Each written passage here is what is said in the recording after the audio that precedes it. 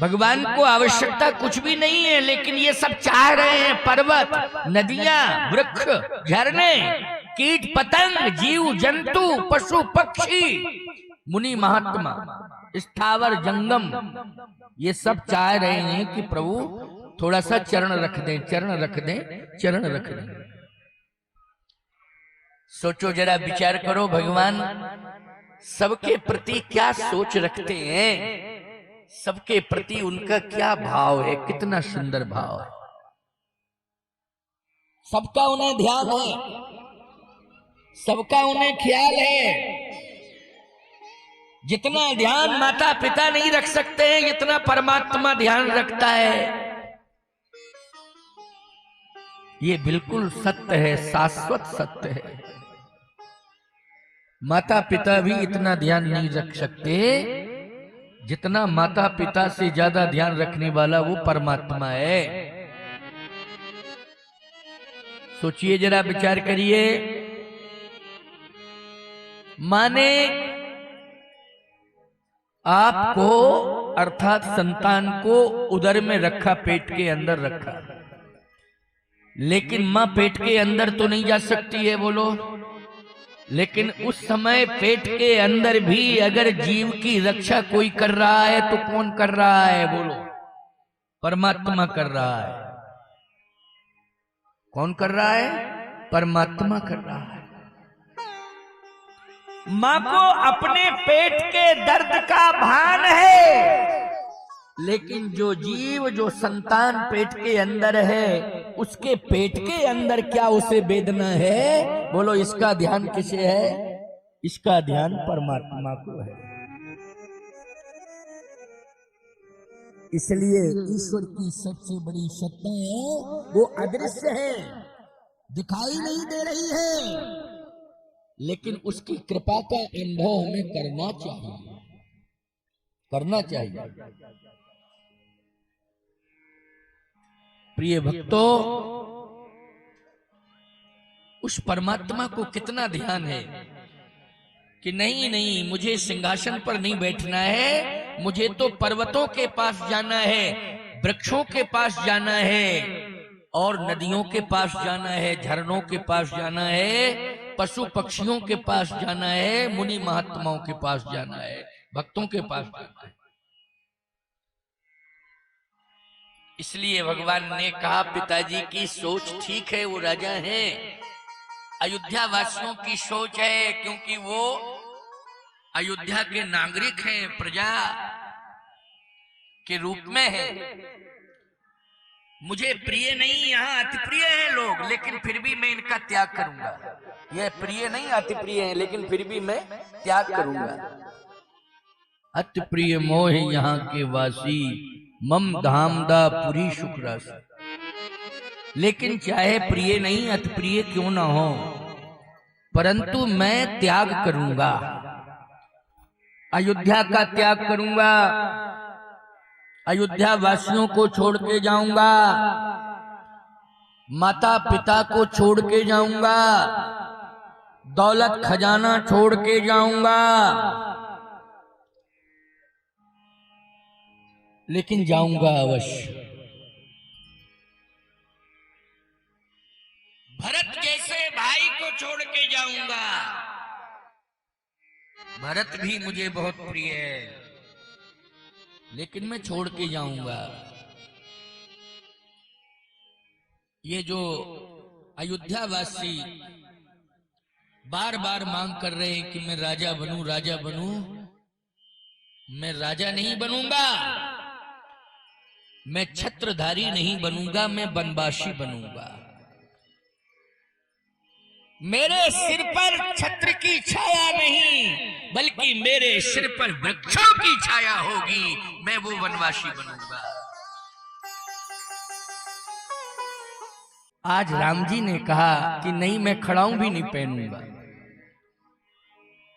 फिर केवल मर्यादा के लिए बलकल वस्त्र होंगे, और यदि बलकल होंगे, लेकिन नारायण का सबसे प्रिय पीतांबर होता है, तो भगवान ने कहा वो पीतांबर मेरे साथ तो जाएगा। कौन? पीतांबर। उसी को पट कहते हैं। इसलिए कहूं पट कहूं निखंग धन तीरा, धनुष्मान और पीतांबर, ये भगवान की पहचान है धनुषधारी राम की। लेकिन मैं कुछ भी नहीं ले जाऊंगा, यहां तक कि कमंडल भी नहीं ले जाऊंगा, कर ही पात्र होगा। अगर झरने मिलेंगे तो कर से जल पिएंगे, अगर नदियां होंगी तो स्नान भी करेंगे और जल पिएंगे, तो हाथ का कर का पात्र बनाएंगे। ये बात है भाई, ये सोच है। ये राम के गुण बता रहे हैं, राम की सरलता बता रहा हूं, राम की कर्तव्य निष्ठा बता रहा हूं, ये राम जी का त्याग बता रहा हूं, ये सब कुछ बता रहा हूं। लेकिन इधर तो संपूर्ण तीर्थों का जल आ गया, इसलिए आ गया है कि दशरथ जी कहते हैं अभिषेक कराऊंगा। संपूर्ण तीर्थों के महात्माओं को, देवताओं को भी निमंत्रण दे दिया, आमंत्रण कर दिया, पधारिए आप, मैं अपने पुत्र का अभिषेक कर रहा हूं। लेकिन भगवान राम ने कैकेयी मैया से शर्त करा रखी थी ना कि मैया ये तो तुझे कदम उठाना पड़ेगा और तू ही मुझे वन भेजेगी, ये कार्य तेरे हाथ में है। कैकेयी मैया ने आश्वासन दिया है, वचन दिया है कि नहीं राम, मैं वचन देती हूं कि तुम्हारा जो संकल्प है वो पूरा हो, और इस संकल्प की पूर्ति में मेरी सहभागिता हो, चाहे मुझे कलंक ही क्यों ना लग जाए, लेकिन तुझे संसार में यश मिले। मुझे अपयश मिल जाए लेकिन तुझे यश मिले।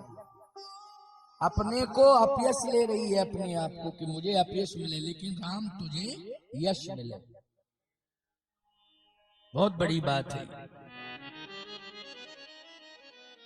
अब जब सब तैयारी लग गई तो उर प्रेरक रघुवंश विभूषण, भगवान ने प्रेरणा दी किसको? कैकेयी को। और आपको सत्य बतावें, इस प्रेरणा में माध्यम भगवान राम ने सरस्वती को बनाया है। किसको बनाया है? सरस्वती को। इसलिए अभिषेक ना हो अवध में तो सरस्वती आई है, और सरस्वती जी ने कैकेयी और सरस्वती के मध्य में मंथरा है, इस मंथरा को भी सरस्वती ने माध्यम बना लिया। नाम मंथरा मंदमति चेरी कैकेयी केरी, अजस पिटारी ताही कर गई गिरा मति फेर। ये प्रभु राम की व्यवस्था है कि सरस्वती जी आई और प्रेरक रघुवंश विभूषण, तब कछुकीन राम रुख जानी। सरस्वती खुद कह रही है, तब कछुकीन राम रुख जानी। मैंने कुछ नहीं किया, राम जी की जो इच्छा थी उन्होंने जो करा दिया वो मैंने कर दिया। नाम मंथरा मंदमती चेरी कैकेयी केरी, अजस पिटारी ताही करी गई गिरा मति फेर। लेकिन याद रखना, इसमें मंथरा को क्या नुकसान मिला? देवताओं को फायदा मिला। मंथरा को क्या नुकसान मिला? सबसे ज्यादा कैकेयी को नुकसान मिला, क्योंकि सुहाग चला गया, सिंदूर चला गया। बोलो, नुकसान सबसे ज्यादा किसको मिला? सबसे ज्यादा नुकसान मिला है कैकेयी को, कौशल्या को, सुमित्रा को, क्योंकि इनका सिंदूर चला गया, देवताओं का स्वर्ग बच गया। लेकिन मंथरा को क्या मिला? मंथरा कहती है कि हमने प्रभु तो आपका कार्य किया, लेकिन हमें तो कुछ नहीं मिला। तो भगवान ने कहा कि क्या चाहिए? तो मंथरा बोली, हमारी कमर टेढ़ी है, उसको सीधे ही कर देते आप। भाई इतना ही लाभ दे देते कि हमारी कमर टेढ़ी है, उसको सीधा कर देते। भगवान ने कहा कि मैंने रामा अवतार में दर्शन दिया है, अब कृष्णा अवतार में तुम कुब्जा बनोगी तो दर्शन भी देंगे और कमर भी सीधी कर देंगे, कमर भी सीधी कर देंगे, लेकिन थोड़ा धैर्य धारण कर। यही मंथरा जो है कृष्णा अवतार में क्या बनी है? कुब्जा बनी है। और बोलो, भगवान ने स्पर्श भी किया है और इसकी जो टेढ़ थी, जो कुबड़ी थी, कुबड़ निकला था, उस कुबड़ को समाप्त कर दिया, मेरुदंड सीधा कर दिया, पूर्ण रूपेण सुंदर और स्वस्थ कर दिया। स्वस्थ भी है, सुंदर भी है, अब दिव्य हो गई, क्योंकि भगवान स्पर्श नहीं करते हैं। बोलो, नारी का स्पर्श कहाँ करते हैं? इसलिए प्रभु राम ने कहा कि हम कर नहीं पा रहे हैं, क्योंकि रामा अवतार में मोयत से प्रतीत मन केरी, जहे सपने ऊपर नारी न फेरी। रामा अवतार में मैं स्पर्श नहीं कर सकता हूं, और कृष्णा अवतार में बिल्कुल राइट कर दूंगा। इसलिए कुब्जा को सुंदर बना दिया, दिव्य बना दिया। मंथरा को भी मिल गया, लेकिन युग परिवर्तन में मिला। त्रेता के बाद जब द्वापर आया तब मिल गया इसको, थोड़ा इंतजार करना पड़ा। लेकिन कैकेयी को तो वैधव्य मिला। क्या मिला? वैधव्य। दशरथ जी के प्राण जा रहे हैं। अच्छा, एक बात आपको बतावे, कैकेयी के बारे में लोग कुछ भी कहें, लेकिन जिस प्रकार से कैकेयी का व्यक्तित्व है, निश्चित रूप से उसके हृदय के अंदर कठोरता नहीं है, कोमलता भी है। बाहर से वो कठोर प्रतीत हो रही है, लेकिन कोमलता है। अच्छा, श्रीफल, फलों में श्रीफल सबसे ज्यादा महत्वपूर्ण होता है, नारियल। बोलो भाई, कौन सा फल? नारियल। नारियल ऊपर से कठोर होता है, अंदर से, जल्दी बोलो, ग्राही है कि नहीं? अंदर से बोलो, ऊपर का भाग नहीं है ग्राही, अंदर का भाग कितना महत्वपूर्ण है। अंदर उसमें जल भी है, मधुरता भी है, स्वाद भी है और प्रसाद भी है। बोलो, है कि नहीं? श्रीफल मानी नारियल में। और फल चाहे जितने आप पूजन में ला दो, लेकिन नारियल नहीं होगा, श्रीफल नहीं होगा, तो याद रखना अपूर्णता रहेगी। ऐसे ही रामचरितमानस में तीनों माताएं हैं, लेकिन राम को जन्म देने में माध्यम कौशल्या बन गई, लेकिन राम के विस्तार में अगर कोई माँ आगे आई है तो वो कैकेयी माँ है। प्यारे, कैकेयी माँ है। ऊपर से कठोर है, लेकिन अंदर से बहुत कोमल है, बहुत कोमल है। कैकेयी माँ ने कहा कुछ भी हो जाए। दशरथ जी भी नहीं समझ पा रहे हैं कि ये हो क्या रहा है, इसे केवल कैकेयी माँ समझ रही है और राम समझ रहे हैं। दशरथ जी भी नहीं समझ पा रहे हैं। अच्छा, और महात्माओं में केवल वशिष्ठ जी समझ रहे हैं और कोई नहीं, केवल वशिष्ठ जी महाराज। वो जान रहे हैं कि राम का अभिषेक नहीं होना है, राम का वनवास होना है। कैकेयी माँ जान रही है कि राम का वनवास होना है, दशरथ जी नहीं जान पा रहे हैं। इसलिए दशरथ जी कहते हैं कैकेयी, राम यदि, देखो एक बात ऐसी कही दशरथ जी ने कि कैकेयी बदल जावे, परिवर्तन हो जावे इसमें। जैसे आप अपने पति से कुछ डिमांड कर रही हैं, मांग रही हैं, और वो पति कहता है कि नहीं मैं नहीं कर पाऊंगा डिमांड पूरी, तो तुम कहती नहीं करना पड़ेगा, करना पड़ेगा, करना पड़ेगा।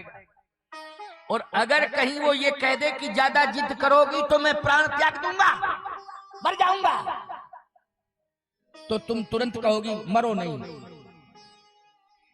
हमको तुम नहीं दे पा रहे हो ये सामान, ये वस्तु, कोई मरो नहीं।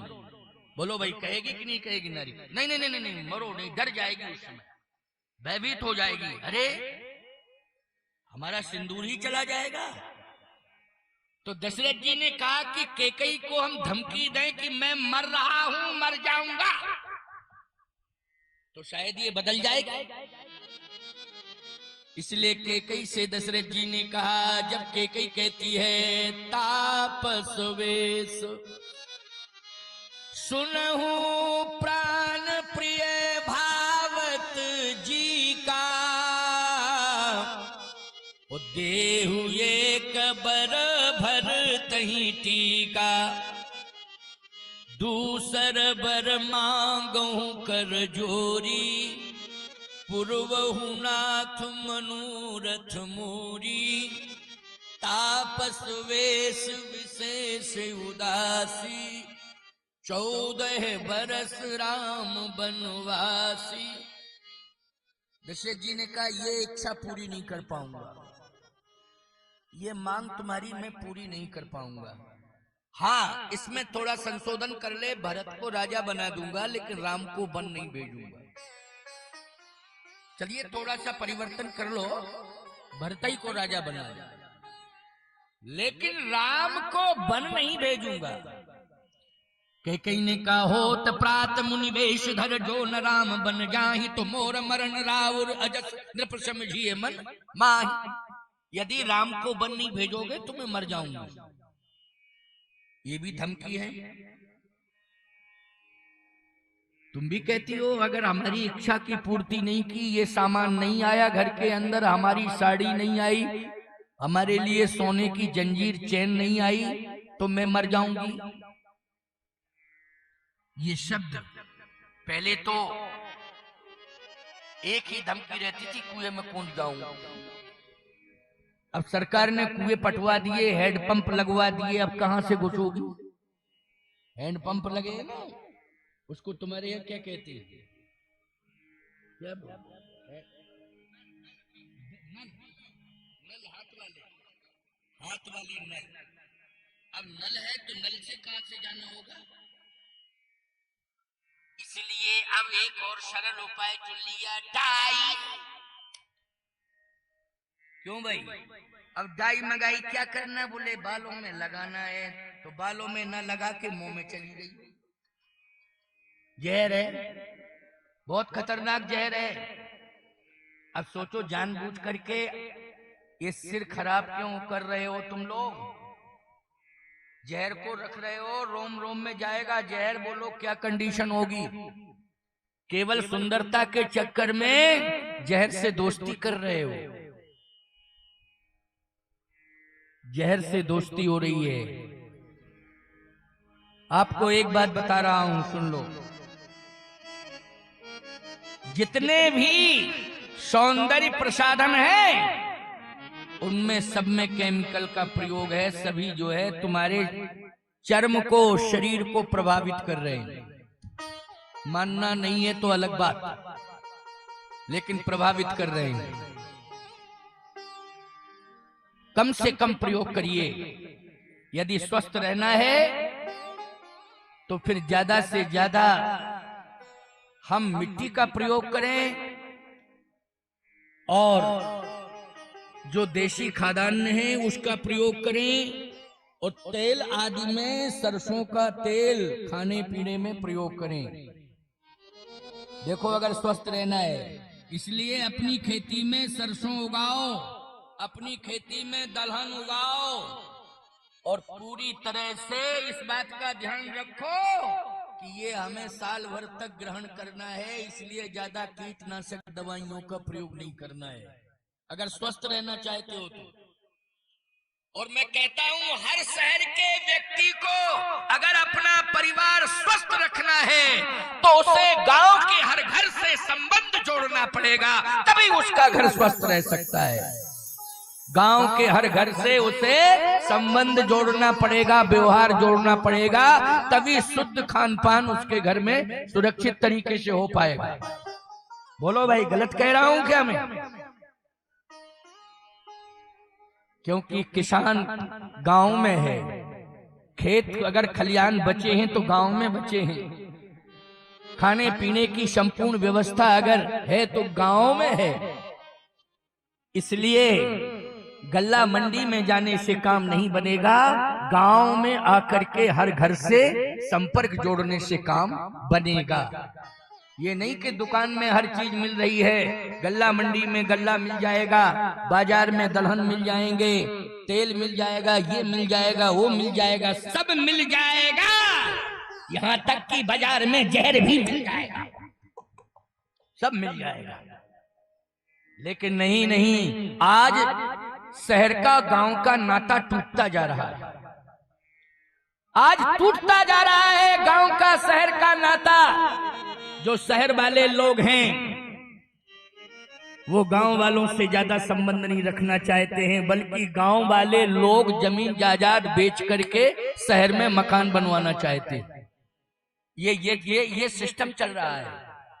जमीन जायदाद बेचनी पड़े, 1 एकड़ जमीन बेचते हो तब तुमको 100 गज जमीन मिलती है। क्यों भाई? शहर में 1 एकड़ में साल भर तक एक परिवार का पालन पोषण हो सकता है, भरण पोषण हो सकता है।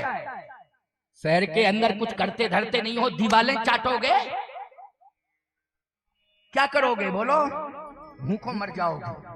अगर कुछ कर रहे हो, शहर तुम्हारे व्यापार रोजगार का माध्यम बना है, तो वहां अपना रहने का ठिकाना बना लो, वरना शान शरीकत शौक में कभी शहर के अंदर नहीं जाना। ये मैं हिदायत दे रहा हूं। 100 डिसमिल जमीन बेची तब 100 गज जमीन मिली है। बोलो भाई, 100 डिसमिल जमीन में 4 आदमी का परिवार, बोलो साल भर तक इतना खाद्यान्न पैदा हो जाएगा कि भरण पोषण हो सकता है। इसलिए मैं एक ही बात कहता हूं, किसानों, आप ज्यादा शहरों के विकास पर ध्यान मत दो। केवल वैचारिक प्रदूषण को गांव से अगर तुम निकाल दो तो तुम्हारा गांव बैकुंठ बन जाएगा। गांव से अच्छा कुछ है ही नहीं। केवल विचारों का आदान प्रदान गंदा हो गया है, वैचारिक प्रदूषण हो गया है, इसके कारण गांव की दुर्दशा हो रही है। इसलिए गांव छोड़ करके लोग भाग रहे हैं। इसमें परिवर्तन लाने की जरूरत है। और भगवान राम ने अयोध्या का राज्य छोड़ा है, राजमहल छोड़े हैं, गांव के समीप जाकर के, जो गांव के बाहर वृक्ष थे, पर्वत थे, वहां डेरा डाले। बोलो डाले कि नहीं डाले? कि ये गांव बिगड़ने ना पावे, इन वृक्षों की दुर्दशा ना होने पावे, इन नदियों में प्रदूषण न आने पावे। बोलो प्रकृति की रक्षा करने के लिए भगवान ने कठोर कदम उठाया कि नहीं उठाया? है राम का रामत। बोलो भगवान महल छोड़ करके, शहर छोड़ करके, महल छोड़ करके गांव के समीप आए कि नहीं आए? बोलो। और डेरा डाला कि नहीं डाला? यहाँ तक भगवान राम ने संकल्प लिया है कि गांव के अंदर अगर मकान बना है तो उसमें नहीं घुसेंगे, लोगों को बताएंगे कि वृक्ष के नीचे भी रात गुजारी जा सकती है। बोलो, वृक्ष के नीचे भी रात गुजारी जा सकती है। यह है राम का आदर्श। इसलिए श्री राम ने ये करके दिखाया है। इसलिए भगवान उतरा है धरती पर, यानी पूरी सृष्टि को उपदेश देने के लिए, मार्गदर्शन देने के लिए उसने नर लीला की। नहीं, आवश्यकता कुछ नहीं थी, बैठे बैठे सब कुछ भगवान कर देता। लेकिन नहीं, परिवर्तन करना है, क्योंकि आज व्यक्ति के विचार बिगड़ रहे हैं। प्रकृति में और जीव में भिन्नता और द्वंद्वता छिड़ी हुई है। इंसान कह रहा है हम वृक्षों तुम्हें बचने नहीं देंगे, और वृक्ष कह रहा है तुम हमें बचने नहीं दोगे तो हम तुम्हें ऑक्सीजन भी नहीं दे पाएंगे, मरना पड़ेगा। बोलो भाई, ये द्वंद्व छिड़ा हुआ है कि नहीं? तुम वृक्षों को नष्ट कर रहे हो, तुम्हारी हर श्वास प्रभावित हो रही है, और याद रखना ऑक्सीजन लेवल तुम्हारा घटता जा रहा है केवल वृक्षों के अभाव में। भगवान ने कहा संतुलन बनाना है, वृक्षों का आदर करना है, नदियों का आदर करना है, और जन जन में उनके प्रति आस्था भरनी है। ये राम का चयन है, ये राम का आदर्श, ये राम की सोच है। तो कैकेयी ने कहा कि अगर राम को वन नहीं भेजोगे तो मैं मर जाऊंगी। इसलिए सूर्य की किरण नहीं निकलनी चाहिए इसके पहले राम जी अयोध्या छोड़ दें। दशरथ जी ने कहा कि मैं भी जरा एक ऐसी धमकी दे दूं कैकेयी को कि ये तुरंत ही डिसीजन बदल ले और राम रुक जाए, बन न जाए। दशरथ जी ने कहा राम यदि गए तो मैं प्राण त्याग दूंगा, राम यदि बन गए तो मैं प्राण त्याग दूंगा। कैकेयी बोली राम नहीं गए बन तो मैं प्राण त्याग दूंगी। तो दशरथ जी ने कहा कि मैं प्राण त्याग दूं, तू बर्दाश्त करेगी? कैकेयी ने कहा प्राण रोकने की क्षमता हमारे अंदर नहीं है, प्राण रोकने की क्षमता हमारे अंदर नहीं है। न मैं प्राण डाल सकती हूं और न प्राण रोक सकती हूं, ये मेरे अंदर थोड़ी है क्षमता। अगर किसी के प्राण जा रहे हैं तो मैं रोक लूं, ये मुझ में क्षमता नहीं। कहे तुम राम को रोक लो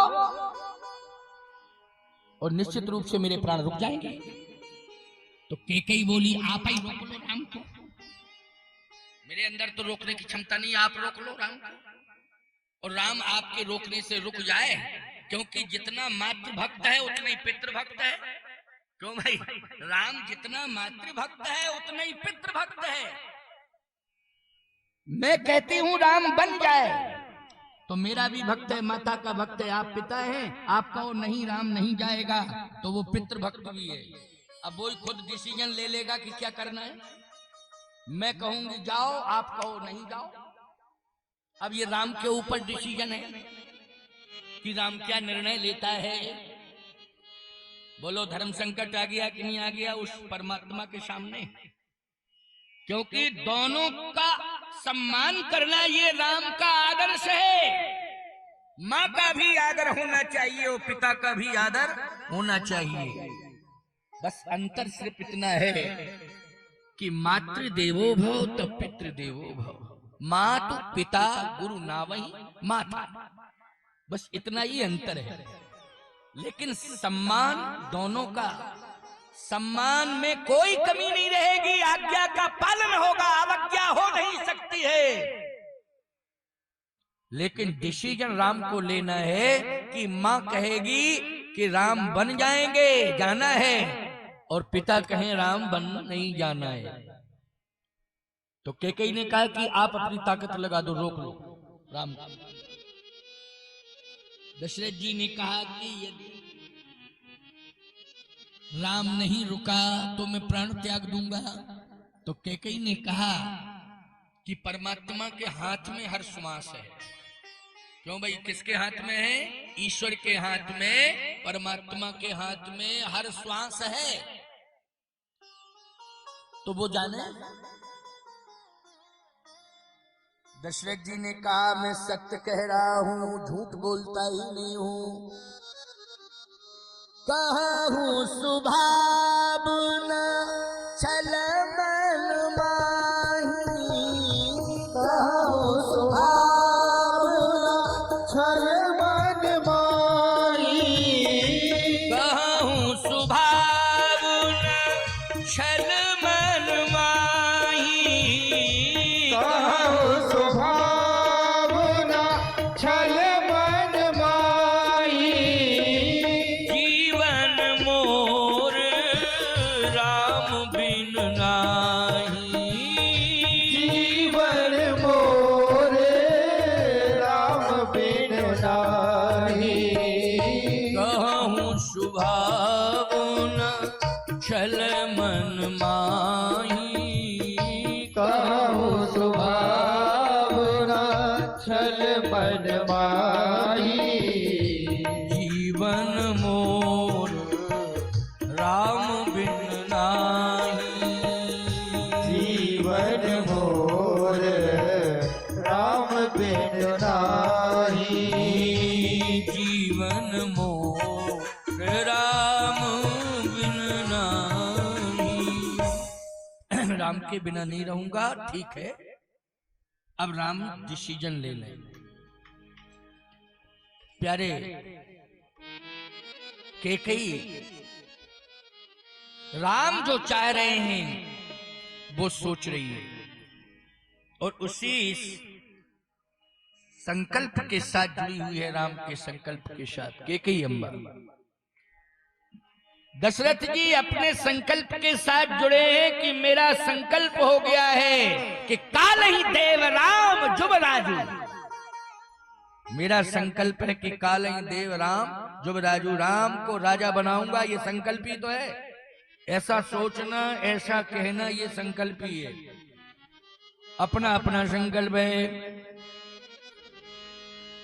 लेकिन प्यारे, आज राम तो राम ही है।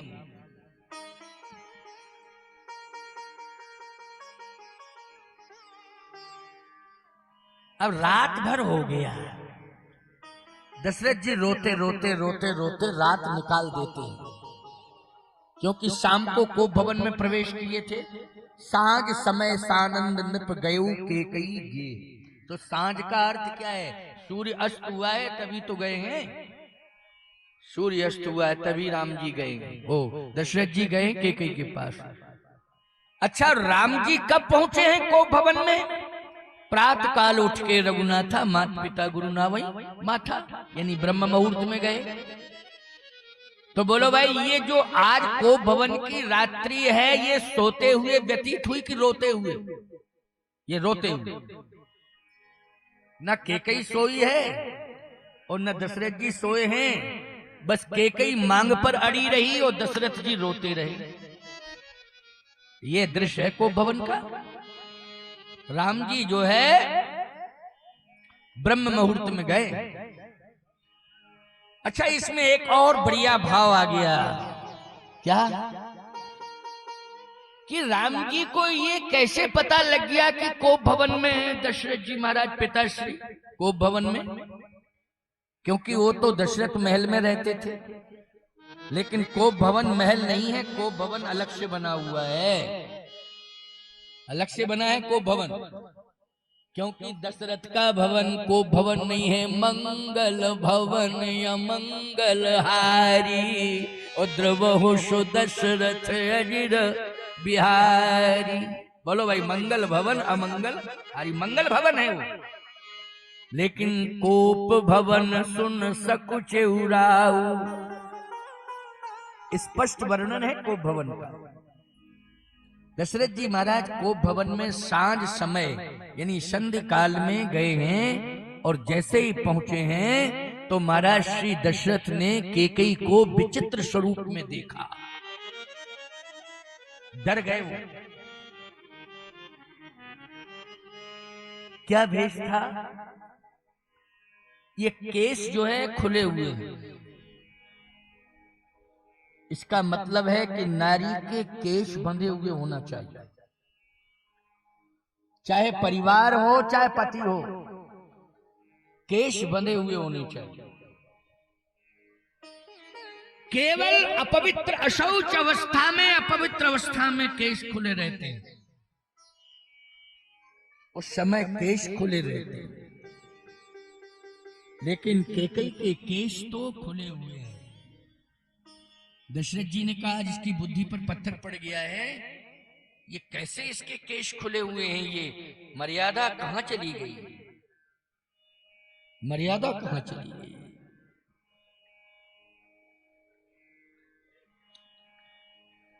तो आज माताओं, ये केशों का बंधन मर्यादा है, इसलिए जूड़ा होना चाहिए, चोटी होनी चाहिए, जूड़ा होना चाहिए। ये नारी जगत के लिए मर्यादा है। लेकिन कैकेयी ने आज केशों को खोल दिया कोप भवन में। दूसरी बात यह है कि नेत्रों में क्रोध नहीं होना चाहिए, नारी के नेत्रों में क्रोध नहीं होना चाहिए, करुणा होनी चाहिए। इसलिए नारी के आंसू दबदबाते रहते हैं, नेत्र दबदबाते रहते हैं आंसुओं के कारण, है करुणा है। जरा सी कोई बात आ जाती तो टप टप आंसू निकलने लगते हैं, ये करुणा ही तो है। नारी के आंखों में क्रोध नहीं रहता है, करुणा रहती है, इसलिए आंसू नेत्रों के अंदर रहते हैं। थोड़ी सी कोई बात हो जाती है तो टप टप आंसू गिरने लगते हैं। केस जो है बंधे हुए होते हैं, लेकिन आजकल केस बंध ही नहीं पा रहे। कटिंग छटिंग सेटिंग कहां से बंधेंगे केस? कैसी कैसी परंपरा आ गई है, परंपरा का पता ही नहीं चल रहा कैसी कैसी। तुम्हारी भी चोटी दिखाई नहीं दे रही है, और आज नारी जगत में भी ऐसी भिन्नता आ गई है मर्यादा में कि आज उसकी भी चोटी प्रभावित हो गई है। इसलिए ध्यान रखना है, सिर ढका हो और सुहागवती नारी के मस्तक पर सिंदूर लगा हो और उसकी वाणी में सरसता हो, उसके समान कोई महान नहीं है। इसलिए तुम्हें मां बनाने के लिए वो परमात्मा भी आज तैयार है कि मैं मां बनाऊंगा, धरती पर रहने वाली नारी को ही मैं मां बनाऊंगा। याद रखना, वैकुंठ में कोई मां नहीं है, उसकी धरती पर ही मां है। बोलो है कि नहीं? धरती कहां रहती है मां? उस परमात्मा की मां वैकुंठ में नहीं रहती है, उस परमात्मा की मां तो धरती पर रहती है। तुम सब धरती पर रहती हो, लेकिन परमात्मा चयन करेगा कि मेरी कौन मां है। जिसके अंदर मर्यादा है वही परमात्मा की मां है। आज दशरथ जी में और कैकेयी जी में वार्ता हो रही है। रात्रि व्यतीत हो गई, लेकिन कोई भी समाधान नहीं निकला। ब्रह्म वेला शुरू हुई। इधर पूरी अयोध्या की जनता महाराज चक्रवर्ती का दर्शन करने के लिए आई है। प्रतिदिन आते हैं अयोध्या वासी कि महाराज का दर्शन करावें, लेकिन आज अयोध्या वासियों की भीड़ लगी है। चक्रवर्ती सम्राट आए नहीं, निकले ही नहीं है। सुमंत जी महाराज से पूरी जनता कह रही है, अयोध्या की प्रजा कह रही है कि महाराज कहाँ हैं? राजा का दर्शन नहीं हो रहा है, महाराज का दर्शन नहीं हो रहा है। सुमंत जी जाओ, आज सोए हुए हैं, जगाओ जगाओ जाके। रोज तो जाग जाते थे, लेकिन आज नहीं जागे हैं, सोए हैं। पछले पहर भूप नित जागा, आज हमें बड़ अचरज लागा। अयोध्या की जनता कह रही है कि नित्य जो है ब्रह्म मुहूर्त में जागते थे, लेकिन आज नहीं जगे। आश्चर्य हो रहा है, बीमार हो गए हैं क्या, इसलिए सो रहे हैं? सुमंत जी ने कहा पता लगाता हूं। अब सुमंत जी पता लगा रहे हैं तो महाराज महल में नहीं है। सुमंत जी ने कहा फिर आखिर है कहां? तो याद रखना, कोप भवन की ओर कुछ श्वासें लंबी लंबी सुनाई दे रही थी, और उसमें एक शब्द था, राम राम राम राम। ये दशरथ जी की आवाज थी। सुमंत जी ने कहा आवाज तो इस भवन में आ रही है। वो था कोप भवन। सुमंत जी गए, देखा तो मूर्छित पड़े हैं, राम राम राम राम। सुमंत जी को कैकेयी ने देखा तो सुमंत जी ने प्रणाम करते हुए कहा कि महाराज की तबीयत बिगड़ गई है, क्या तकलीफ है, कौन सी परेशानी है? कैकेयी ने कहा परेशानी कुछ नहीं है, केवल एक ही परेशानी है, राम राम राम राम राम राम रट रहे हैं। तो मैं यही तो कह रही हूं कि राम ब्रह्म बेला में ही आएगा, मर्यादा पुरुषोत्तम है ना वो। याद रखना, ये मर्यादा है। राम 27 साल के हैं, इसलिए वो भी जानते हैं कि मेरे माँ बाप जो है ब्रह्म मुहूर्त में जाग जाते हैं। नींद डिस्टर्ब नहीं करना है। रात्रि में कभी किसी को किसी की भी नींद डिस्टर्ब नहीं करना चाहिए। रात्रि सोने के लिए बनाई है, रात्रि किसके लिए बनाई है? सोने के लिए बनाई है। दिन किसके लिए बनाया है? श्रम करने के लिए बनाया है। इसलिए दिन में श्रम करो और रात्रि में प्रेम से सो, भरपूर नींद लो। इसलिए राम क्या अपने माता पिता की नींद खराब करेगा? नहीं, राम तो समय से आएगा। तो महाराज तो आज ज्यादा व्यथित लग रहे हैं। कहा? इसलिए लग रहे हैं कि वो राम राम राम राम राम राम इसलिए कह रहे हैं कि राम बन ना जाए, बन ना जाए। तो दशरथ जी ने जैसे ही सुना तो थोड़ी सी चेतना आई कि क्या बोल रही है? हाँ ठीक तो बोल रही हूं, आप ही तो कह रहे राम बन ना जाए। तो सुमंत जी ने कहा राजा बन जाए, राजा बन जाए। लेकिन कैकेयी कहती है कि महाराज कह रहे हैं राम बन ना जाए, बन ना जाए, बन ना जाए। समझ लेना इस अर्थ को, शब्दों को समझना जरा। सुमंत जी ने कहा कि नहीं, राम को तो राजा बनना है, राम राजा बन जाए, बन जाए, बन जाए। लेकिन कैकेयी कहती इनसे पूछो, ये मैं यही तो कह रही हूं कि राम बन जाए, बन जाए, लेकिन ये कह रहे बन ना जाए, बन ना जाए, बन ना जाए। अब सुमंत जी का दिमाग खराब है कि ये हो क्या रहा है, समझ में नहीं आ रही बात। अब सुमंत जी को देखा दशरथ जी ने, कहा सुमंत बात यह है, मैं कहता हूं कि राम सिंहासन पर बैठ जावे, राजा बन जाए, और ये कहती है नहीं राम बन में जाए। तो मैं राम को बन जाते हुए नहीं देख सकता हूं। कैकेयी ने कहा कि बात यह है कि राम राजा बन जाए कि राम हर युग में बन जाए। केवल त्रेता में अयोध्या का राजा ही ना बन जाए, जब जब भी युग परिवर्तन हो तब तक हर युग में राम राम ही बन जावे। लोग राम को राम ही माने कि राम जैसा कोई नहीं, राम जैसा कोई नहीं। बोलो भाई, ये कलयुग आ गया है, लेकिन आज भी अगर तुम मूल्यांकन करते हो तो यही कहते हो राम जैसा कोई। बोलो कहते हो कि नहीं कहते? तो राम जैसा कोई नहीं।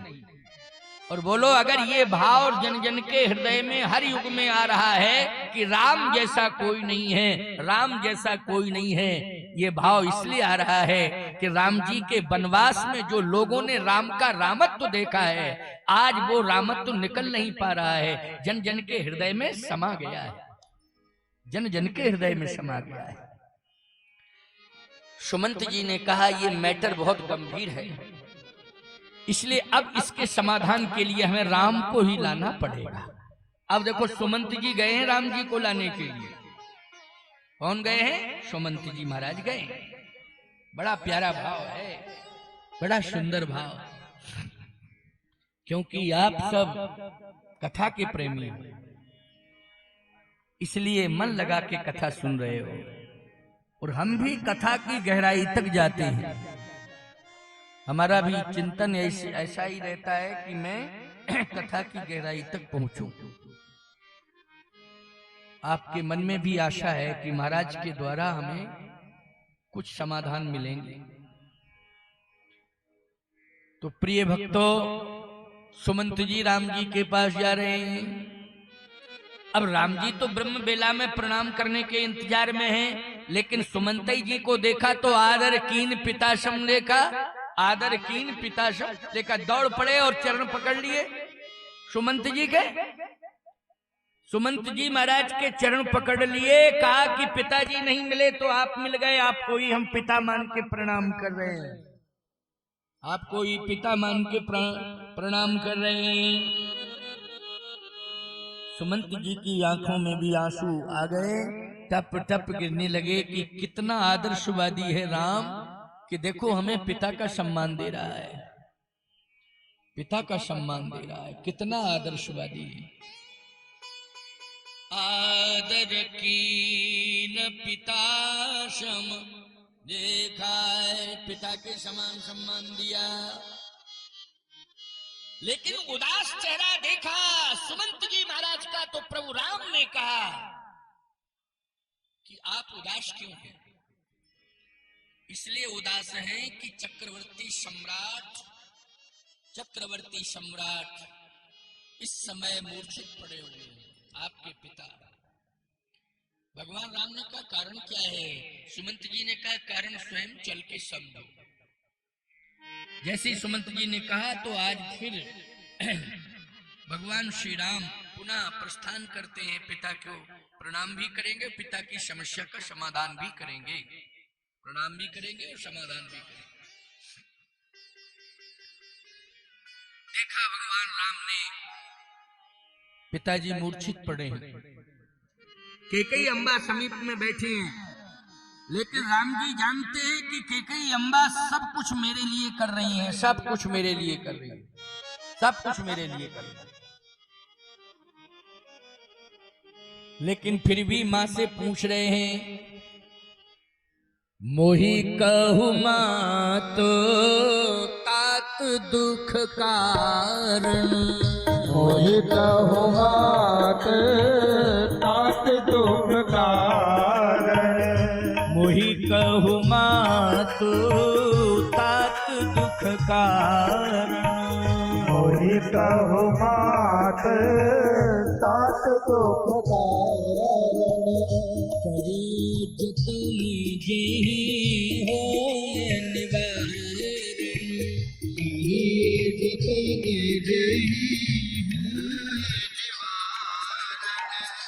करी जतन जेहि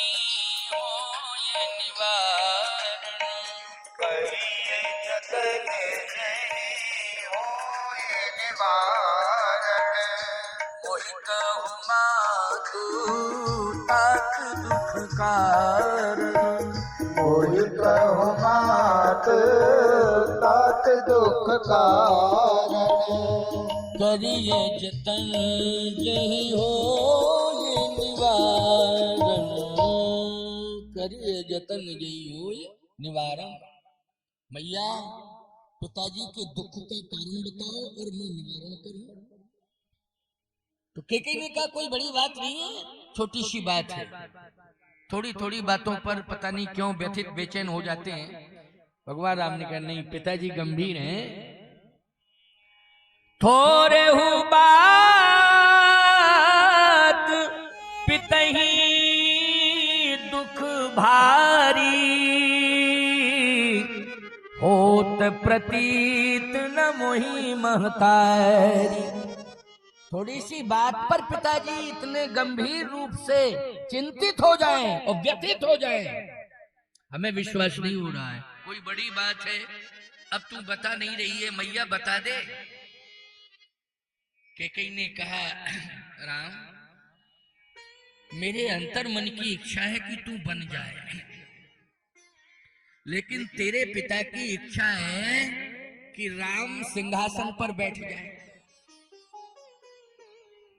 अब सिंहासन पर बैठ जाए और मेरी इच्छा राम बन जाए, क्योंकि सिंहासन पर बैठने के बाद लोग बनते नहीं हैं, बिगड़ते हैं। ज्यादातर चांस बिगड़ने के रहते हैं, कम ही ऐसे व्यक्तित्व होते हैं जो सिंहासन पाकर के अभिमान नहीं करते हैं और भारत माता के सम्मान की रक्षा करते हैं। कुछ ही लोगों की सोच रहती है प्यारे, कुछ ही लोगों की सोच। लेकिन राम,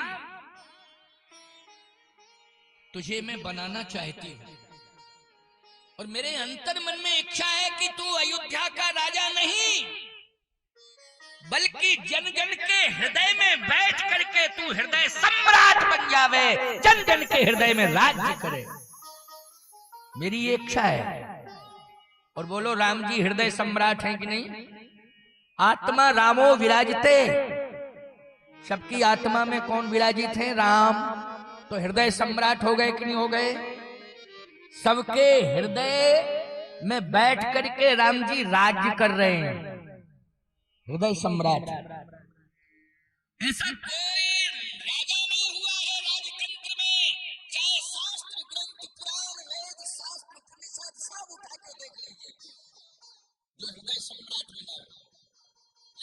हृदय सम्राट। इसलिए आज जब भी मांग उठती है तो राम राज्य की मांग उठती है। बोलो, जब भी उठती है मांग तब राम राज राम राज राम राज राम राज राम राज। इसका मतलब है कि जन जन का हृदय चाहता है कि राम राज हो, राम राज हो, क्योंकि हृदय में कौन बैठे हैं? राम बैठे हैं। वो सम्राट है, वो राजा है। तो कैकेयी ने कहा कि मेरी इच्छा है कि तू हृदय सम्राट बने और तेरे पिता की इच्छा है ये चक्रवर्ती सम्राट बने। बोलो, कैकेयी की इच्छा है हृदय सम्राट और दशरथ जी की इच्छा है चक्रवर्ती सम्राट।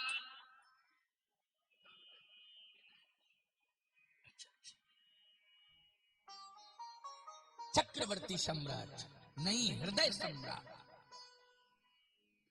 भगवान राम ने कहा, मैया तेरी सोच बड़ी उत्कृष्ट है, बस तेरे सोच में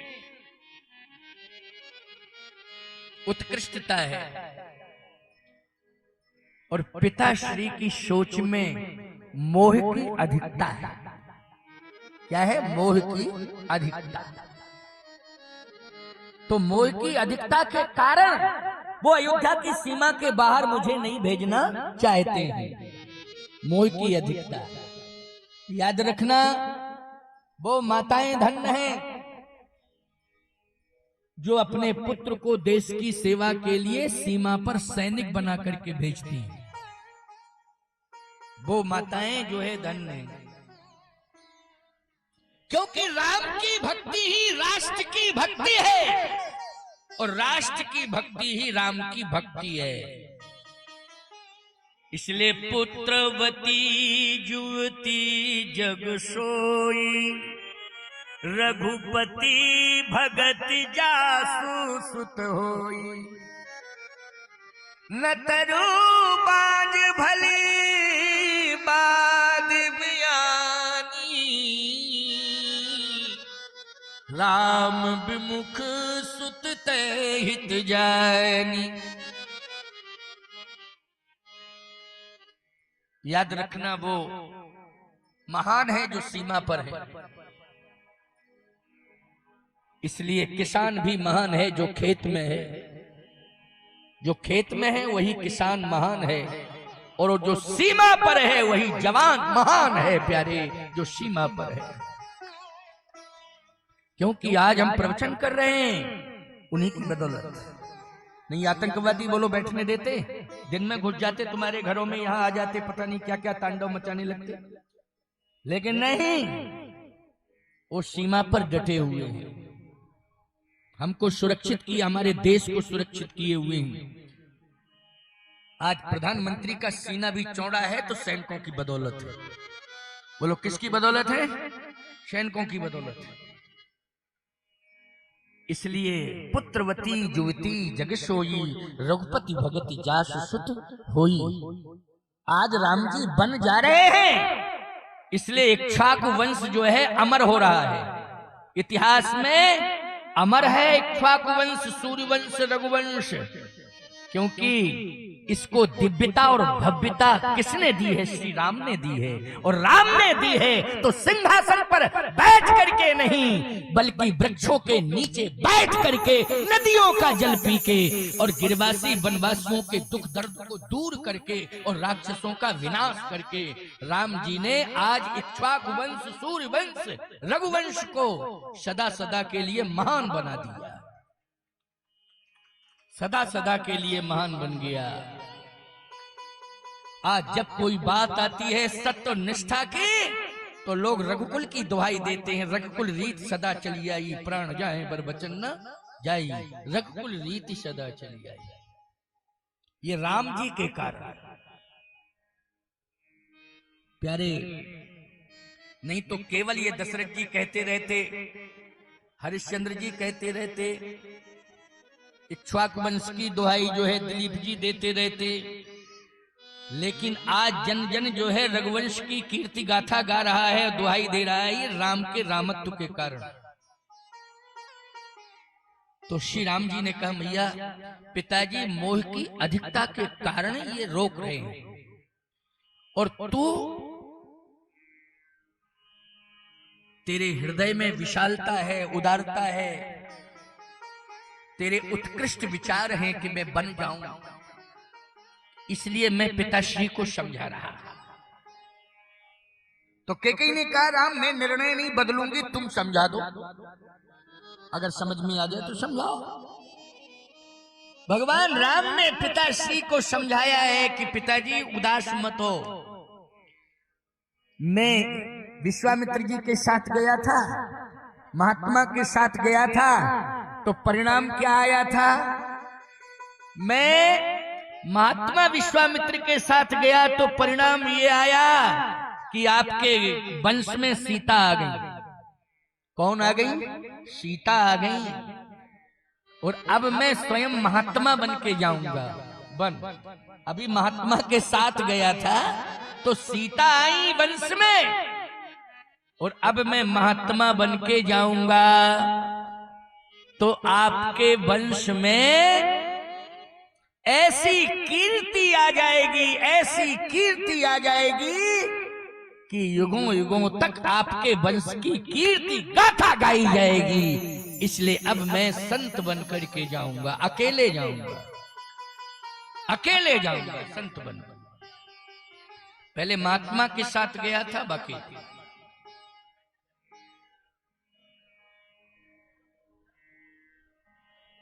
क्योंकि इनको पीछे कथा सुनवाओ तो ज्यादा अच्छा रहेगा। कोई बात नहीं है, बैठ गए तो, लेकिन डिस्टर्ब नहीं करना। हाँ बस, बाकी बैठने बैठने में कोई दिक्कत नहीं है। लो डिस्टर्ब ही करने, ऐसे ऐसे करने। क्या सुना दें इनको? सुनावे कि तुम्हें सुनावे? जाओ पीछे जाओ उधर, क्योंकि सभा में बोध नहीं है बैठने का, तो जबरदस्ती नहीं बैठना चाहिए। सब सभा को डिस्टर्ब कर रहे हो। उधर नियंत्रण रखो, उन पर बैठो, कह दो पीछे बैठ जाओ, इतनी जगह तो पड़ी है। हाँ मैं समझ रहा हूँ विक्षिप्त तो हैं, तो अब क्या करोगे, लेकिन फिर भी पीछे बैठ जाए कोई बात नहीं, हो जाता है। क्योंकि विक्षिप्तता के कारण जो है संतुलन बिगड़ता है। कोई बात नहीं, आइए सुनिए, हम लोग सुने। श्री राम जी ने कहा कि मैं पिताजी को समझा रहा हूं। पैर पकड़ लिए भगवान ने और कहा पिताश्री आप दुखी मत हो, मैं बन तो जाऊंगा, लेकिन वचन दे रहा हूं कि समय से ही वन से वापस भी आऊंगा, समय से आऊंगा। जब विश्वामित्र जी के साथ गया था तो आपने इंतजार किया था ना मेरे लौटने का, लेकिन मैं वचन देता हूं कि विश्वामित्र जी के साथ में जनक नंदिनी जानकी सीता को लेके आया हूं, लेकिन अब मैं अकेला महात्मा बन के जाऊंगा, तो लंका से जब वापस लौटूंगा तो शांति रूपी सीता को लेकर के आऊंगा। शांति रूपी सीता, हर जगह शांति शांति शांति शांति शांति। इसलिए शांति सीता समानीता आत्मा रामो विराजते, शांति सीता कहा है। वेदांत में सीता को क्या कहा? शांति।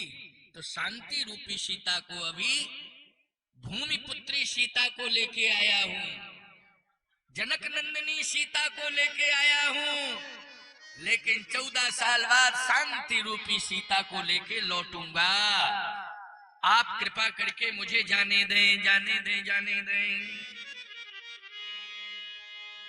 दशरथ जी ने कहा राम मैं कुछ नहीं कह पाऊंगा। बस राम जी प्रणाम करके चल दिए। दशरथ जी के स्वर से एक ही शब्द निकला, राम चले बन,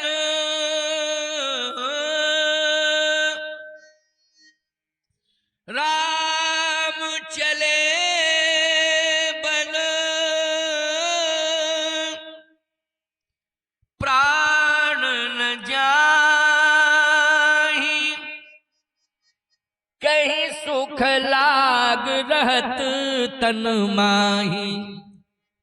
ए प्राण तुम राम के साथ जाओ, राम सामने जा रहा है, वो बन जा रहा है अयोध्या छोड़ के, तुम निकलो और राम के साथ जाओ। लेकिन प्राण कहने लगे कि नहीं निकलूंगा, नहीं निकलूंगा, नहीं निकलूंगा। दशरथ जी ने कहा क्यों नहीं निकलोगे? अभी तक मैंने तुम्हें सुख दिया है, संसार के संपूर्ण सुखों को तुमने लिया है। अब कोई सुख बाकी बचा हो तो बताओ, जिसके कारण तुम नहीं निकल रहे हो मेरे शरीर से। तो प्राण ने कहा सुख तो सब ले लिया है, तो फिर क्यों नहीं निकल रहे हो? कहा श्राप जो है, प्राण नहीं, प्राण कहते हैं श्राप नहीं निकलने दे रही है। श्रवण कुमार के माता पिता का श्राप। ये कह रही है तड़प तड़प करके निकलूंगा, तड़प तड़प करके। क्यों? श्राप ने क्या कहा था कि पुत्र के वियोग में जैसे तड़प तड़प करके मैं प्राण त्याग रहा हूं, हे दशरथ तुम भी पुत्र के वियोग में तड़प तड़प करके प्राण त्यागोगे। सहज में तुम्हारे प्राण नहीं निकलेंगे। क्यों भाई, ये सत्य है कि नहीं? आप कहोगे रामायण में लिखा हो तब मैं मानूं। अरे रामायण ही में तो लिखा है, तापस अंध श्राप सुधियाई, तापस अंध श्राप सुधियाई, तापस अंध श्राप सुधियाई, तापस अंध श्राप सुधियाई, कौशल्य ही सब कथा सुनाई, कौशल्य ही सब कथा सुनाई, तापस अंध श्राप सुधियाई, तापस अंध श्राप सुधियाई, कौशल्य ही सब कथा सुनाई, कौशल्य ही सब कथा सुनाई, तापस अंध श्राप सुधियाई, अंध श्राप सुधियाई। इसलिए तड़प रहे हैं। प्राण से कहते निकलो, प्राण कहते नहीं, जब तक श्राप पूर्ण नहीं हो जाएगा तब तक मैं निकलूंगा नहीं। इसलिए आपको तड़पना पड़ेगा, 1 सप्ताह तक तड़पना पड़ेगा। याद रखना, श्रवण के माता पिता केवल 7 मिनट तड़पे। श्रवण के वध का समाचार सुना तो 7 मिनट तड़पे, लेकिन दशरथ जी को 7 दिन तड़पना पड़ा। बोलो कई गुना दुख हो गया कि नहीं? 7 दिन। क्योंकि सुमंत जी साथ में गए हैं, जब तक लौट के नहीं आ गए तब तक दशरथ जी के प्राण नहीं निकले। तड़पते ही रहे, तड़पते ही रहे, तड़पते ही रहे, प्राण नहीं निकले। और श्रवण के माता पिता 7 मिनट तक तड़पे। बार बार श्रवण के लाश पर माथा पटकते हैं और उठा के हृदय से लगाते हैं, क्योंकि अंधे का सहारा लकड़ी होती है, लेकिन पुत्र तो बहुत बड़ी बात है। बोलो अंधे का सहारा तो एक लकड़ी भी बन जाती है, लेकिन पुत्र हो, आज्ञाकारी हो, सेवा पारायणता हो तो कहना ही क्या। और ऐसा ही आज्ञाकारी पुत्र जो है चला गया। अब हम दोनों जिंदा रह के क्या करेंगे? दोनों ही तो अंधे। अगर पिता कहता है मैं अगर अंधा हो जाता, मेरी पत्नी के नेत्र होते तो मेरा सहारा बनती। अगर पत्नी अंधी होती, मैं नेत्र वाला होता तो सहारा मैं बन जाता। लेकिन दोनों अंधों का सहारा तो पुत्र श्रवण था जो चला गया। अब तो क्या करूंगा जिंदा रह के? अब तो प्राण बस 7 मिनट तक बस तड़पते रहे, माथा पटक के श्राप दे के दशरथ जी को कि जाओ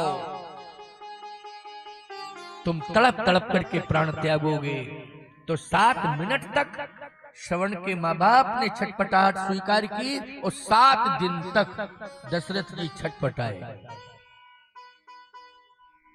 तो प्रिय भक्तों, ये जो प्राण निकल रहे हैं ये राम के वनवास के कारण नहीं निकल रहे हैं, श्रवण के माता पिता के श्राप के कारण निकल रहे हैं।